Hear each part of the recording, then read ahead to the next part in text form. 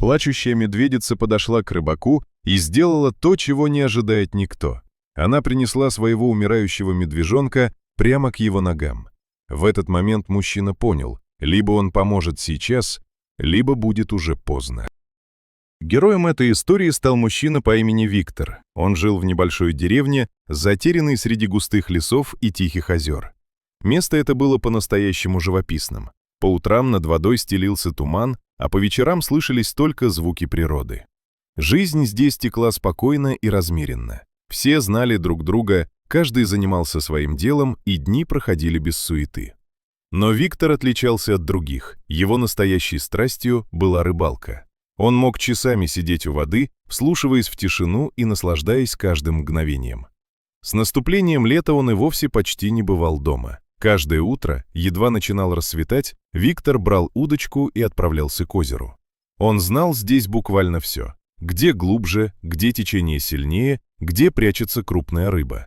Его опыт был настолько большим, что соседи часто спрашивали у него совета. В тот день все начиналось как обычно. Виктор устроился на своем любимом месте, закинул удочку и погрузился в привычную тишину. Легкий ветер колыхал воду, где-то вдалеке кричали птицы. И вдруг он заметил движение в кустах неподалеку. Сначала он не придал этому значения, в лесу всегда кто-то шуршит. Но спустя несколько секунд он снова посмотрел в ту сторону и почувствовал, как внутри все сжалось. Из кустов медленно вышел медведь. Виктор замер. Он прекрасно понимал, насколько опасной может быть такая встреча. Любое неверное движение, и все может закончиться трагедией. Сердце начало биться быстрее, дыхание стало тяжелым. Но вместо того, чтобы убежать, он остался на месте. Что-то подсказывало ему, ситуация необычная. Медведь подошел ближе. Он издал глухое рычание, словно предупреждая. Виктор напрягся, ожидая худшего. Но в следующий момент произошло то, чего он никак не мог ожидать. Зверь вдруг перестал рычать, сделал еще несколько шагов и аккуратно положил к его ногам маленького медвежонка. Тот выглядел слабым и почти не двигался. Медведь посмотрел на Виктора долгим, пронзительным взглядом, в нем не было агрессии, только тревога и будто бы просьба. А затем развернулся и быстро исчез в лесу. Виктор стоял не в силах пошевелиться. Он не мог поверить в то, что только что произошло. Но уже через секунду все стало ясно. Это была не угроза, это была просьба о помощи. Он осторожно наклонился к медвежонку. Тот был слаб, едва дышал. Виктор понял, медлить нельзя. Он быстро достал телефон и связался со службой спасения диких животных. Голос его немного дрожал, но он четко объяснил ситуацию и назвал место. Пока он ждал, время тянулось бесконечно.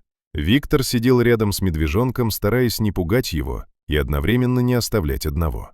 Иногда малыш тихо поскуливал, и это только усиливало тревогу. Примерно через полчаса на место прибыли специалисты. Они аккуратно осмотрели медвежонка и подтвердили, ему срочно нужна помощь. Животное бережно поместили в специальный контейнер и подготовили к перевозке в центр реабилитации. Виктор не смог просто так отпустить его. Он проводил медвежонка до машины и пообещал себе, что обязательно узнает, как сложится его судьба. И он сдержал слово. В течение следующих недель Виктор не раз навещал центр. С каждым разом медвежонок становился сильнее, начал есть, двигаться, играть. Постепенно в его глазах снова появилась жизнь.